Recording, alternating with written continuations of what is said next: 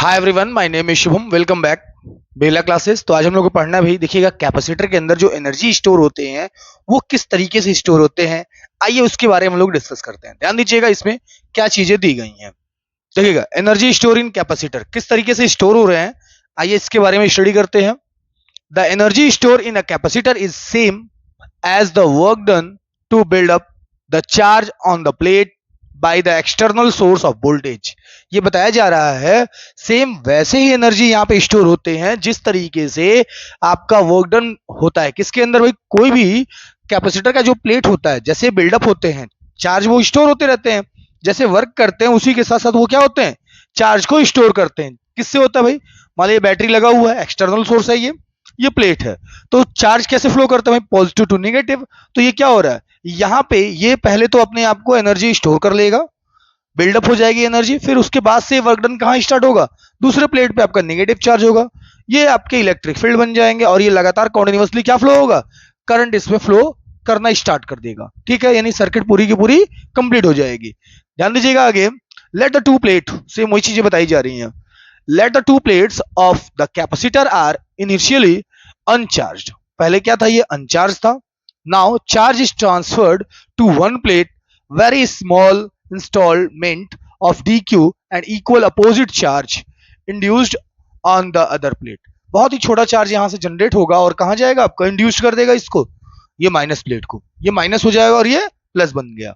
ठीक है, अब इसी तरह से क्या होता है एट एनी इंटरमीडिएट स्टेज, मतलब देखिएगा अब मान लीजिए कोई भी आपका इंटरमीडिएट स्टेज यहां पे बन सकते हैं। Suppose charge on one plate is Q, एक प्लेट पे क्यू हो गया तो दूसरे प्लेट पे क्या होगा माइनस क्यू, मतलब ये प्लस क्यू हो रहा है और ये क्या हो जाएगा आपका माइनस क्यू, और इनका जो पोटेंशियल डिफरेंस होगा प्लेट का वो क्या हो जाएगा, V is equal to q by c होता है। V इज इक्वल टू क्या होता है, क्यू बाई सी होता है, ये वैल्यू हो जाएगा।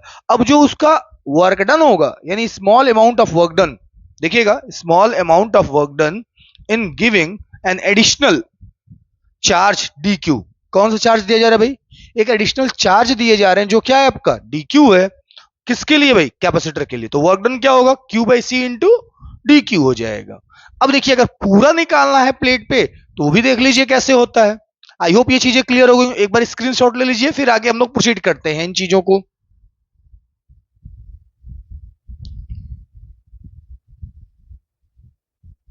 हो गया, ओके। चलिए तो आगे हम लोग स्टार्ट करते हैं। जो टोटल वर्क डन होगा उसके बारे में हम लोग डिस्कस कर लेते हैं। तो ध्यान दीजिएगा जो टोटल वर्क डन होगा वो क्या होगा।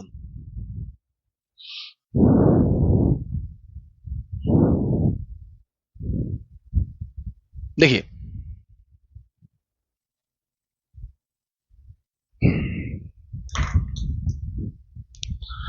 therefore the total work done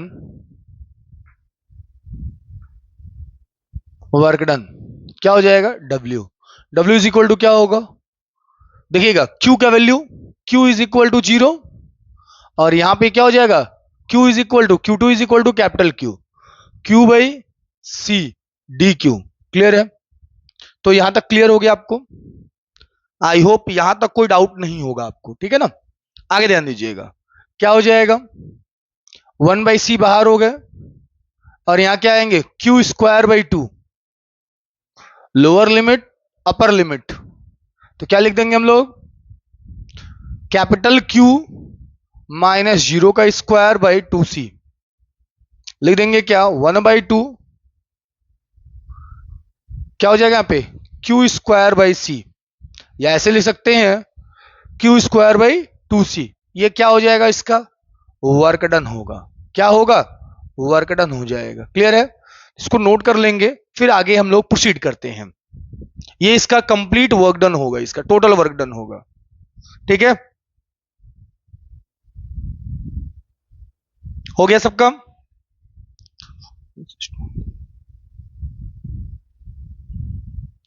अब यही वर्क डन जो है पोटेंशियल एनर्जी के फॉर्म में भी आपका स्टोर होता है। इसी को कैसे लिख सकते हैं, देखिएगा इसी को हम लोग लिख सकते हैं क्या, देखिएगा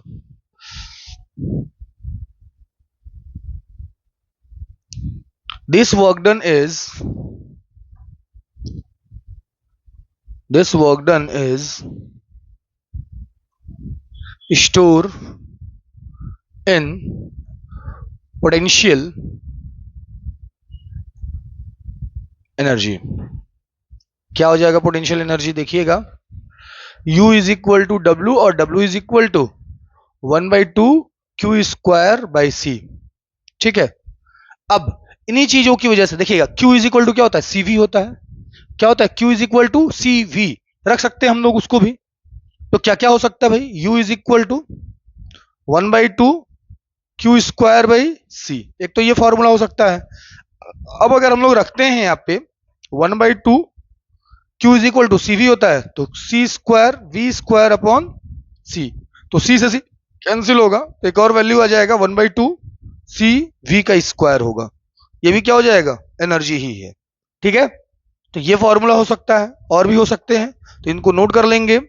और भी क्या होंगे? बस इसी को चेंज कर सकते हैं यहीं पे, क्या V का वैल्यू रख सकते हैं। ठीक है, घुमा फिरा के इसके बहुत सारे मीन्स क्या 3 फॉर्मूले टोटल बनेंगे।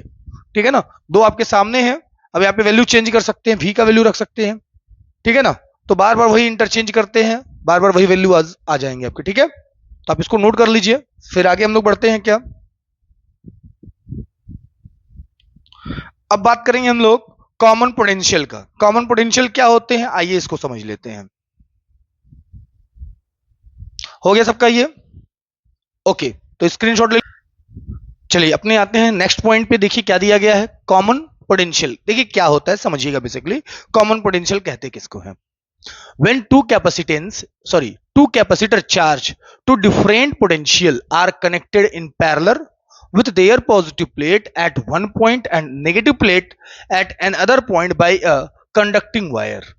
मान लीजिए हमने कैपेसिटेंस ऐड किया, प्लस वाले को एक जगह से और माइनस वाले को 2 प्लेट का सेम एक जगह से हमने कनेक्ट कर दिया। ठीक है, तो फिर क्या होता है? The charge flow from one at higher potential to lower other at lower potential, यानी हायर से लोअर की तरफ जाने लगता है कौन? चार्ज। ठीक है, और क्या होता है? The flow of charge continuous till their potential become equal. भी तब तक ये जाता रहता है जब तक कि ये इक्वल ना हो जाए, बराबर ना हो जाए। फिर क्या होता है? The equal potential of their two capacitor is common potential. और जो इनका जो पोटेंशियल जब इक्वल हो जाता है, उसी इक्वल पोटेंशियल को हम लोग क्या कहते हैं? कॉमन पोटेंशियल के नाम से जानते हैं।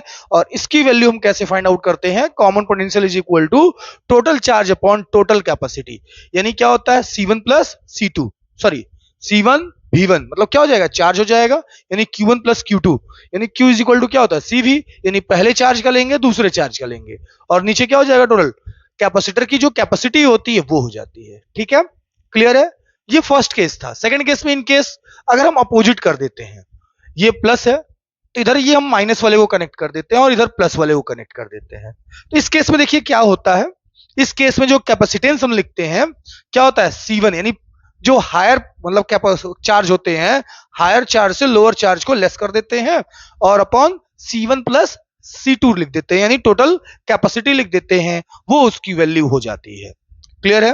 तो नोट कर लेंगे उसको, ये आपकी वैल्यू हो जाएगी। ठीक है ना? चलिए, तो आज के लिए इतना ही रखते हैं, मिलते हैं नेक्स्ट लेक्चर में। तब तक आप लोग पढ़ाई करिए। Okay bye. Next lecture NCERT numerical होगा। Okay bye.